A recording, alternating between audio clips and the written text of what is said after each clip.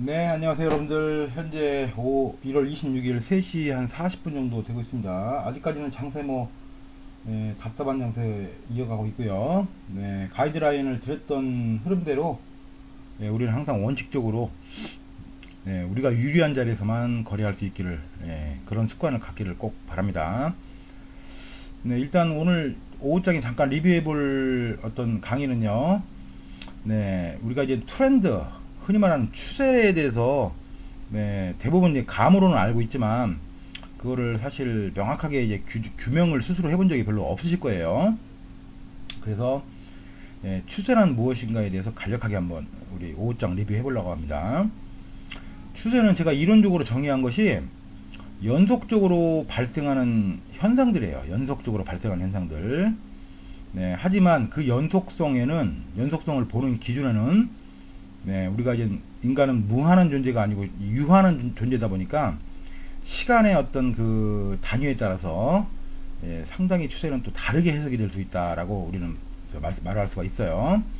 이런 이론적인 백그라운드에서 아주 간략한 그 정의에서 실질적으로 이 추세가 어떤 요소로 해서 만들어지는가를 한번 살펴보시면요. 대체적으로 추세는 이론적으로는 이 펀더멘털에 의해서 발생한다라고 우리가 판단할 수가 있어요. 어떤 가격의 추세, 뭐 아파트 등 뭐 또는 뭐 어떤 원자재 또는 어떤 기술의 흐름 이런 것들 모두가 다 어떤 펀더멘털에 기초한다. 이 어떻게 보면 뭐 좀 더 명확하게 얘기하면 이 밸류에이션 가치가 더 중요합니다. 밸류에이션에 따라서 발생할 수 있는 게 추세다. 이렇게 봐두고요. 다만 이 추세를 형성할 때는 이 수요와 공급이란 거를 무시할 수가 없어요. 수요가 많아서 수요가 공급보다 많으면 밸류에이션과 무관하게 가격이나 가치가 급등할 수가 있고요.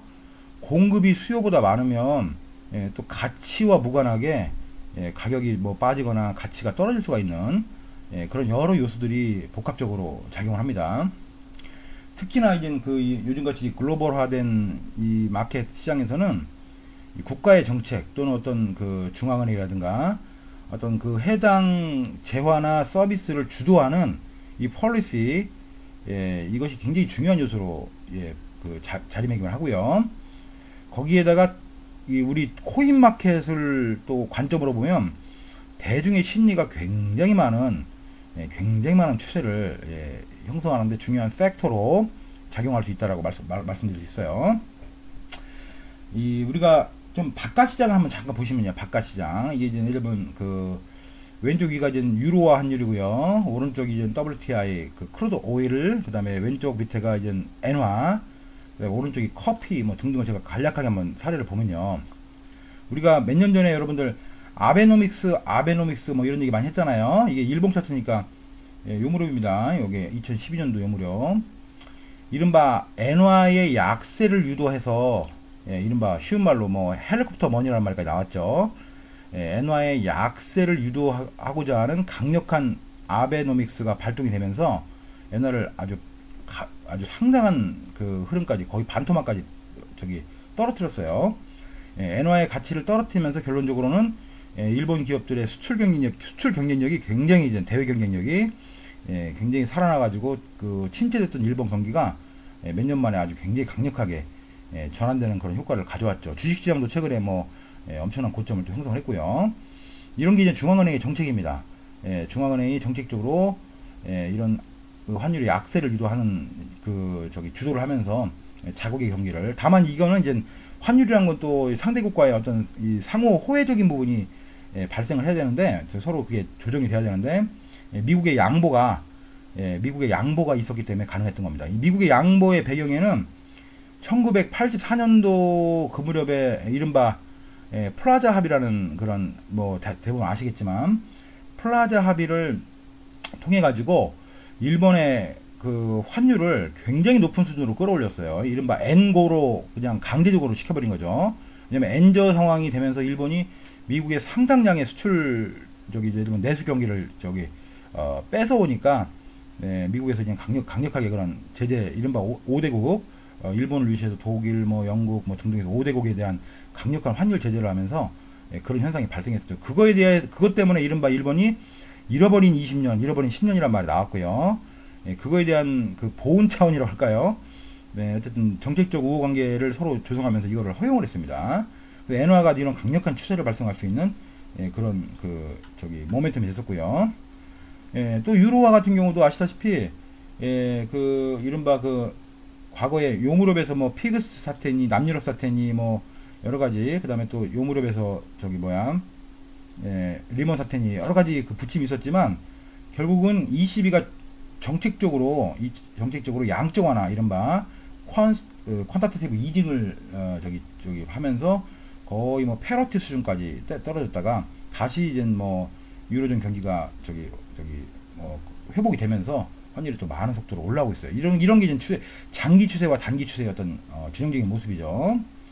WTI도 석유가 굉장히 중요한, 원유가 굉장히 중요한 자산이었지만, 자원이고 전 세계적으로 자원이었지만, 미국의 이른바 쉐일 오일 이노베이션, 쉐일 가스 이노베이션, 미국의 어마어마한 쉐일 가스가 개발이 되면서 더 이상 가격 정책 가지고는 이 시장의 이른바 점유율을 유지하기가 어려운 장면이 됐던 거예요. 왜냐면 가격을 높여놓으면 중동 원유는 잘 안 팔리고 미국 원유만 팔리고, 이런 형태를 우려한 오펙 관계자들, 오펙 그룹에서 이른바 쉐일 가스를 죽여보자라는 차원에서 몇 년 전이에요. 2014년도 11월쯤에 그럼 시장 양적 감산의 합의 조치를 안 하게 됩니다. 그래서 유가가 아주 뭐 26불까지 폭락하는 사태가 발생을 했고요. 그러면서 다시 근데 하여튼 그럼에도 불구하고 그 쉐일 가스 등등 쉐일 오일을 생산하는 업체들의 어떤 그 기술 혁신에 의해서 굉장한 그 원가 절감이 이루어졌죠. 더 이상은 오펙이 이거를 고수해서는 안 되겠다라고 선언하면서 올해 이제 사우디 아람코의 상장 등등과 맞물려서 작년부터 철저한 감산 정책으로 지금 펼치면서 유가가 다시 60불대로 회복하는 또 그런 모습이에요. 이렇듯 추세는 여러 가지 요소들에 의해서 어떤 뭐 때로는 아주 짧게, 때로는 뭐 몇 년 또는 몇십 년을 이어가는 그런 추세들이 나옵니다. 또 마지막으로 커피 같은 경우도 뭐 간단히 보면 요때 요무렵이는 이른바 스타벅스를 중심으로 한 대형 아주 커피를 주무르는 세력들이 엄청난 추세를 만들었어요. 그리고 또 선물 시장에서의 차익을 또 보면서 뭐 고점 대비 뭐 3분의 1 토막이 난 후에 아직은 또 바닥에서 횡보하고 있는 모습이 커피 선물 같은 경우는, 이런 다양한 상품들이 전 세계적으로 각각의 추세를 펀더멘털에 맞춰서 추세를 형성하고 있어요. 그럼 우리가 현재 거래하고 있는 이른바 이 암호화폐 크립토 커런시 마켓의 이 추세는 뭐냐? 뭐 일단은 아시다시피 소리 소문 없이 우리가 이렇게 보시면, 이게 비트코인 중심으로 보시면 소리 소문 없이 뭐 한 주봉으로 보실게요. 이게 다 안 나오는구나, 여기가. 죄송합니다. 요 업비 차트가 다 안 나오는데, 어쨌든 소리 소문 없이 상당한 추세를 만든 후에 일봉상으로는 현재는 지금 다운 트렌드가 현재 형성이 되어 있는 상태예요. 일봉상으로는. 그래서 일단 우리가 이 추세를 이따가 자세하게 하나하나 볼 건데요.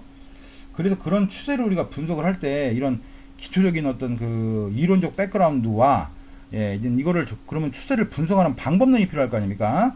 그래서 크게 우리가 이제 추세를 분석하는 방법론을 가장 이제 많이 전 세계적으로 알고리즘화 되어 있고 또는 이제 많이 보는 흐름이 이제 엘리엇 웨이브의 충실한 방법론이다. 왜냐면 엘리엇 웨이브라는 이 방법론이 아시다시피 제가 지난번에 1938이라는 거 글을 남겼듯이 굉장히 어떤 인간의 이 행동을 지배하는 뭐랄까요, 이 패턴들, 팩터들을 가지고 오랜 시간 동안 어떤 연구에서 나온 그런 결과들이다 보니까 크게 세상이 바뀌어도 사람의 행태는 별로 바뀌지 않는다. 이런 부분 때문에 엘리엇 웨이브가 굉장히 이제 그런 충실한 분석 방법론인데, 요거는 이제 제가 차차 이제 하나하나 일강 하면서 하나하나의 방법론을 제가 이제 강의를 해드릴 거고요. 이거를 먼저 배우려면 굉장히 시간이 오래 좀 걸리다 보니까 좀 쉬운 방법이 없냐. 그래서 이제 제가 이제 강의 때 많이 드리는 말씀이 이겁니다. 두 번째 창. 그냥 우리가 이제 단순하게 동그라미를 그려보는 거예요. 동그라미. 추세를 이게 업 트렌드냐 다운 트렌드냐. 예, 그래서 이제 우리가 흔히 제가 지난번에도 충격파냐 조정파냐 이런 말씀 드렸잖아요. 어떤 파동의 흐름이 또는 가격의 흐름이 예를 들면 이런 경우는 뭐 이렇게 뭐 우리가 수많은 사례를 제시할 수 있겠지만 계속 내려오고 뭐 조정 주고 내려오고 조정 주고 내려오고 이런 형태의 예, 모습들을 현재 보이고 있어요. 그래서 여러분들이 이제 암호화폐 거래를 있다가 할 때도 차트에 이렇게 동그라미를 그냥 뭐 단위를 뭐 1분이든 30분이든 1시간이든 그 단위에 따라서 추세가 다 틀립니다. 예를 들면 4시간 타 차트에서는 다운 트렌드인데 1분 차트로 볼 때는 업 트렌드고, 예. 또는 뭐 T 차트에서는 뭐 다운 트렌드인데 뭐 30분 차트에서는 뭐 업 트렌드고, 이렇게 트렌드를 시간의 그 타임 테이블에 따라서 또 다르게 보여져요. 그거는 이제 결과적으로 이 거래하는 성향에 따라서, 나는 일봉을 보고 길게 가는 사람들이면 예, 1분짜리 1시간짜리 이런 건 별 의미가 없겠죠. 일봉상 다운 트렌드냐 일봉상 업 트렌드냐가 중요하겠고, 데일리로 해서 그 데이 트레이딩 하시는 분은 일봉상은 또 별로 의미가 없어요. 그죠? 업트렌드, 분봉상 업트렌드냐 분봉상 다운 트렌드냐 그것만 판단하시면 또 됩니다. 그죠? 네, 그래서 이렇게 동그라미를 열심히 그려보는 방법론 제가 이제 2부에서 또 바로 설명을 드릴 겁니다. 예, 그리고 우리가 뭐 많이 하는 것들 뭐 추세선을 다양하게 열심히 그려보는 겁니다. 추세선을. 예, 그러면 이 추세선은 그리는데 왕도가 없어요. 단 리버설을 결정할 때, 우리가 리버설을 판단하고 할 때, 그런 때는 이제 그 신규로 저점을 깼냐 신규로 고점을 깼냐 여부가 추세가 바뀌었냐 안 바뀌었냐의 그런 중요한 또 여부인데, 이런 추세선 스스로 스스로 열심히 그려보시면서 이제 나름대로 추세를 판단하는 방법들이 있다는 얘기예요. 예, 그래서 일단 이론적 백그라운드를 가볍게 제가 정리를 해보면, 추세란 연속적으로 발생하는 현상들인데, 다만 이 추세를 해석하시는 데 있어서 본인이 거래하는, 이 트레이더로서 본인이 거래하는 시간 단위에 따라서 추세는 다르게 해석된다는 얘기예요. 그거는 제가 조금 이따 이제 바로 2부에서 여기 암호화 마켓 중심으로 설명을 더 드릴게요. 그리고 추세를 만드는 핵심 요소는 펀더멘털이 제일 중요한데, 그 이외에도 어떤 그 국가의 정책 또는